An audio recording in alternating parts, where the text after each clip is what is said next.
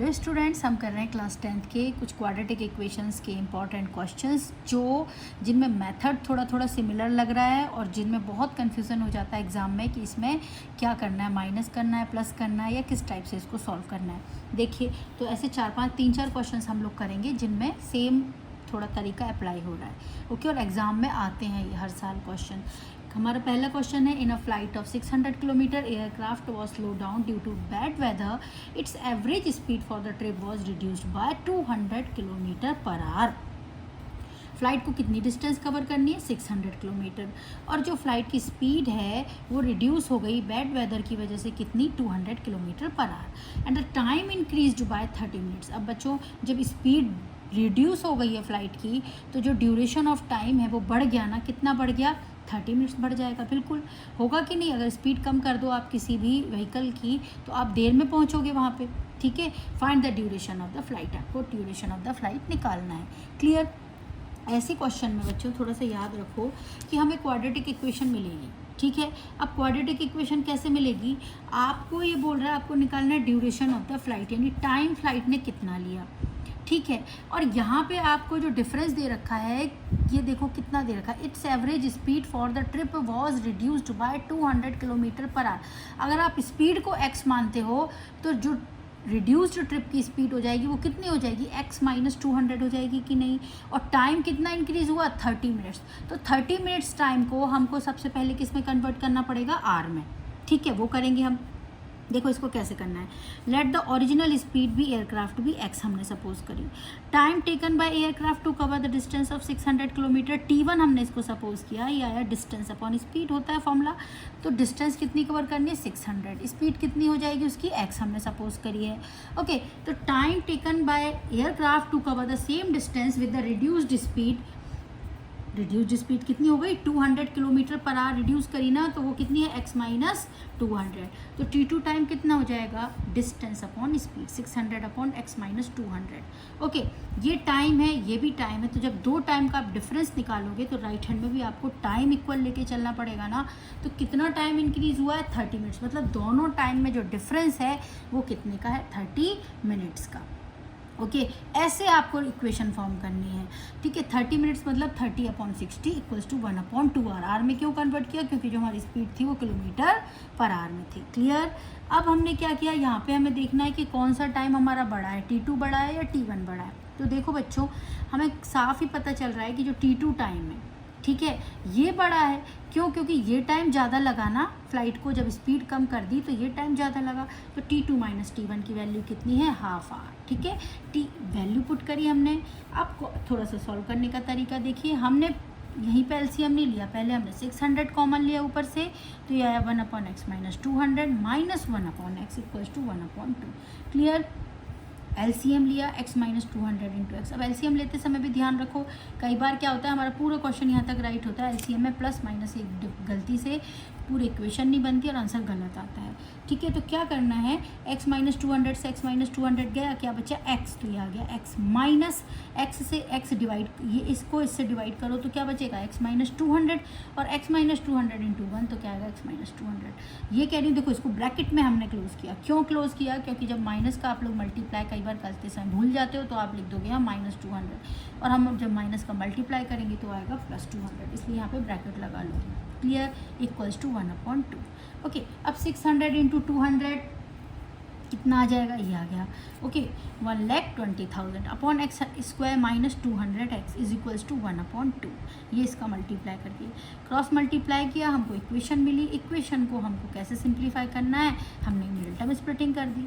ठीक है, वैसे देखो आप इसमें क्वाड्रेटिक फॉर्मूला भी अप्लाई कर सकते हो, लेकिन मिडिल टर्म स्प्लिटिंग हमेशा याद रखो, जो ऐसे क्वेश्चन आते हैं ना वर्ड प्रॉब्लम वाले, उनकी बहुत ईजी होती है, वहीं पर मिल जाती है। देखो हमें 24 चाहिए मल्टीप्लाई, है ना, 24 यानी 2,40,000, और 200 चाहिए प्लस माइनस, तो 6 इंटू 4 करोगे तो 24 मिल जाएगा, और 6 माइनस 4 करोगे तो 2 मिल जाएगा। तो इजीली इसके वो फैक्टर्स जो होते हैं ना वो हो जाते हैं।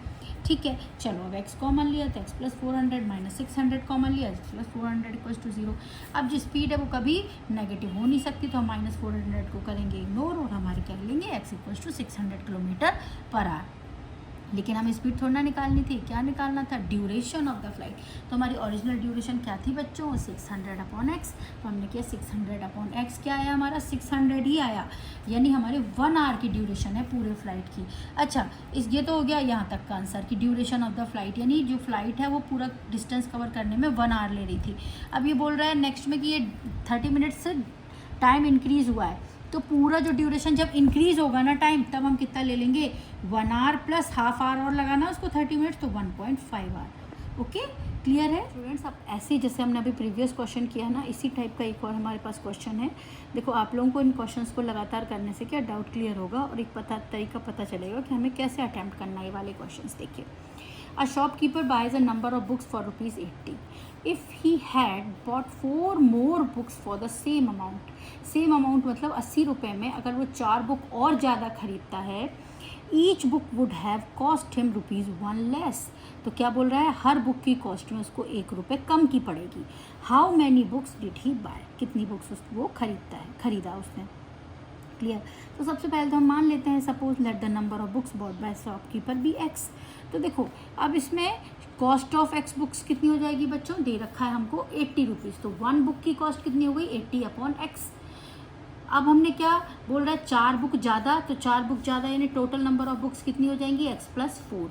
तो कॉस्ट ऑफ 1 बुक क्या हो जाएगी फिर, रुपीज़ तो 80 है ना, 80/x+4। ये दोनों हमारे पास ये क्या बनी, कॉस्ट ऑफ 1 बुक, ये भी कॉस्ट ऑफ 1 बुक। डिफरेंस क्या है, इसमें 4 बुक ज़्यादा आ रही है 80 रुपये में। अब क्या बोल रहा है, according to question each book would have cost him ₹1 less. तो हमने क्या किया, दोनों की कॉस्ट में कितने का डिफरेंस आ जाएगा बच्चों, 1 रुपी का डिफरेंस आ जाएगा। अब देखो तुमको ये कैसे पता चलेगा लेफ्ट में क्या लेना है, राइट में क्या लेना है। मोस्टली इन क्वेश्चंस में क्या हो रहा है, खुद ही क्वेश्चन हिंट देता है। देखो 3 नंबर्स होते हैं, जैसे यहाँ पे भी देखो 3 नंबर्स है टोटल, ₹80, 4 मोर बुक्स और 1 रुपी लेस। तो आप एक चीज़ को पकड़ लो कि आपको ऐसे, जैसे ये वाला क्वेश्चन है, आप रुपीज़ को रुपीज़ के इक्वल कर रहे हो जैसे, ठीक है, जैसे हमने रुपीज़ को रुपीज़ के इक्वल ही कर सकते हैं हम किसी इक्वेशन में। तो ये क्या, कॉस्ट माइनस कॉस्ट में क्या आंसर आएगा, रुपीज़ में ही आंसर आएगा ना, और राइट हैंड में हम क्या ले रहे हैं, रुपीज़ ही ले रहे हैं। तो ये जो 4 मोर बुक है ना, इसको आप सपोज करके चलो कि जैसे आपने लिया how many books did he buy, तो हमने ली नंबर ऑफ बुक्स x, तो ये x में 80 तो प्लस होगा नहीं, x में 1 रुपी तो प्लस होगा नहीं, क्योंकि ये नंबर ऑफ बुक्स हैं, तो नंबर ऑफ बुक्स में number of books he plus होंगी ना या माइनस होंगी। तो ये 4 मोर है तो x+4 की बात आ जाएगी। अब फिर ये बोल रहा 1 रुपी लेस हो जाएगी ईच बुक की कॉस्ट। तो तुम्हें ईच बुक की कॉस्ट निकाल लेनी है जब x बुक मिल रही हो और जब x+4 बुक्स मिल रही हो, और दोनों में डिफरेंस कितने का हो जाएगा, 1 रुपी का हो जाएगा। ठीक है, हमने इक्वेशन बनाई, 80 कॉमन लिया, 1/x माइनस 1/x+4 = 1। 80 कॉमन लिया, एलसीएम लिया यहाँ पे, तो हमारा क्या आ गया, x+4 - x = 1।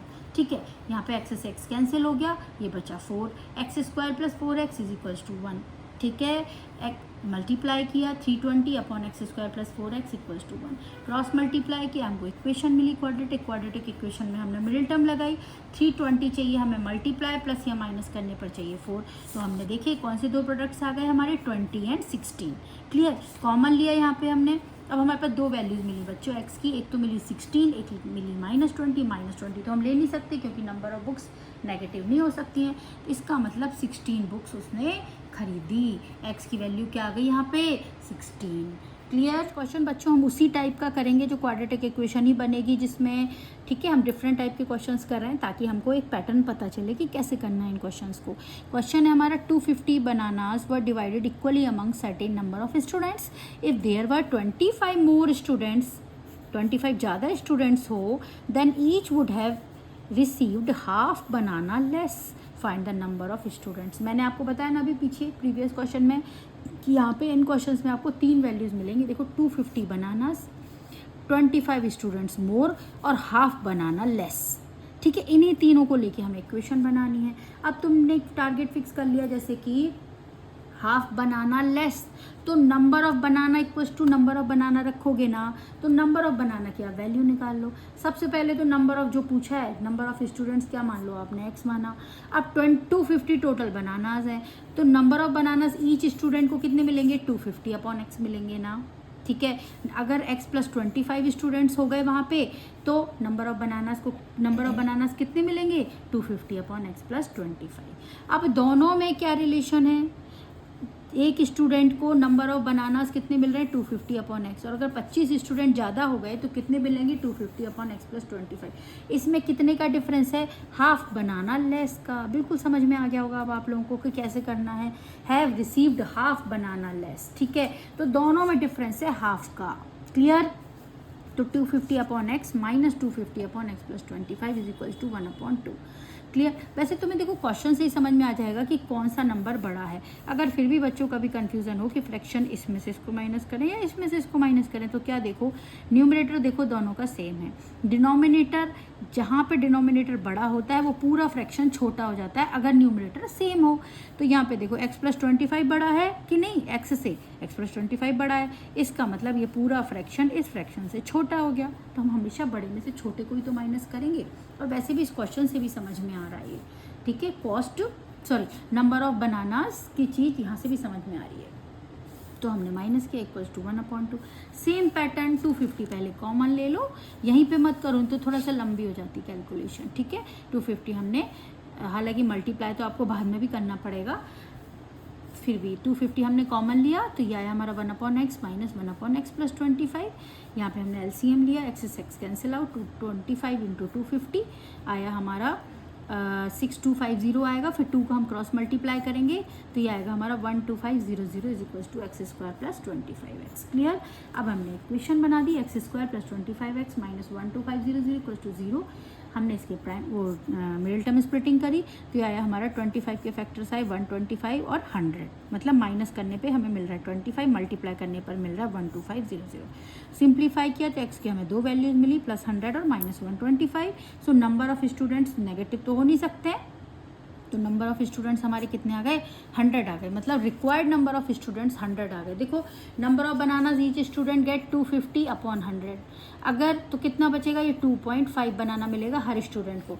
अगर 25 स्टूडेंट और आ गए यानी 250/100 में 25 जोड़ो तो कितना आता है 125, तो कितना आएगा 2, तो 2 मतलब 2 बनानाज मिलेंगे, तो दोनों में डिफरेंस कितने का आ गया 0.5 का डिफरेंस आ गया, तो यानी 1/2 का डिफरेंस आ गया कि नहीं, हाफ बनाना लेस। का एक और क्वेश्चन है बच्चों, देखो बाय रिडक्शन ऑफ ₹1 पर kg in the price of sugar Mohan can buy 1 kg sugar more for ₹56। क्या बोल रहा है, अगर रिडक्शन हो जाए ₹1 का पर kg ऑफ शुगर में, है ना, 1 रुपीज़ का रिडक्शन हो गया तो वो क्या मोहन कितना खरीद सकता है 1 kg शुगर मोर, 1 kg शुगर और ज़्यादा मिल जाएगी उसको 56 रुपीज़ में। Find the original price of the sugar पर kg, आपको ओरिजिनल प्राइस निकालना है, शुगर 1 किलोग्राम कितने की आएगी, क्लियर। क्या मानेंगे हम, let the price of sugar पर kg बी x, तो वेट ऑफ शुगर 56 रुपीज़ में कितनी शुगर आएगी 56/x आएगी कि नहीं, 56/x kg शुगर आएगी। अब क्या बोल रहा है, अगर 1 रुपी एट द प्राइस पर kg रिड्यूस्ड 1 रुपी लेस कर दिया हमने प्राइस, यानी x - 1 कर दिया, तो कितनी kg शुगर आएगी बच्चों 56/x - 1 बोल रहा है ना। According to question Mohan can buy 1 kg sugar more for ₹56, तो 56/x - 1, अगर 1 रुपीज़ पर kg कम कर दो प्राइस तो x - 1 अगर हमने कर दी तो 56 में कितनी शुगर आएगी 56/x - 1। अब अकॉर्डिंग टू क्वेश्चन क्या बोल रहा है ये, weight of the sugar at reduced price minus weight of the sugar at original price में कितने का डिफरेंस हो रहा है 1 kg का। देखो weight equals to weight, equation हम ऐसे ही बनाएंगे ना, तो weight is equals to weight, weight में से वेट माइनस करोगे तो वेट ही मिलेगा ना, तो 56/x - 1 minus 56/x is equals to 1। ये क्या है kg, ये भी kg में है कि इतने kg शुगर आ जाएगी, इतने kg शुगर आ जाएगी, और ये है 1 kg शुगर, क्लियर। दोनों में डिफरेंस, ऐसा नहीं कि यहाँ पे मोर है तो प्लस कर दो दोनों को, दोनों की प्राइस ऐड नहीं होनी, 1 kg शुगर ज़्यादा मिलेगी, मतलब दोनों के वेट में डिफरेंस 1 का है, क्लियर। अब वही अपना सिमिलर तरीका 56 कॉमन लो, 1 upon x minus one minus 1 upon x equals to 1। LCM लिया, देखो मैंने आप लोगों को भी ध्यान रखना है, ब्रैकेट लगाना है बच्चों, एलसीएम लेके x माइनस 1 में ब्रैकेट लगाना है। x माइनस 1 इंटू एक्स इसका एलसीएम आएगा। अब इसको हम क्या बनाएंगे, x इंटू एक्स माइनस 1, तो x का ऊपर मल्टीप्लाई x का नीचे मल्टीप्लाई हो गया x। इसको क्या बनाएंगे, x माइनस 1 और x माइनस 1, तो ऊपर क्या आएगा x माइनस 1 ब्रैकेट के अंदर आएगा is equals to 1। 56 x minus x plus 1 equals upon multiply कर लो x square minus x equals to 1। 56 1 upon x square minus x is equals to 1।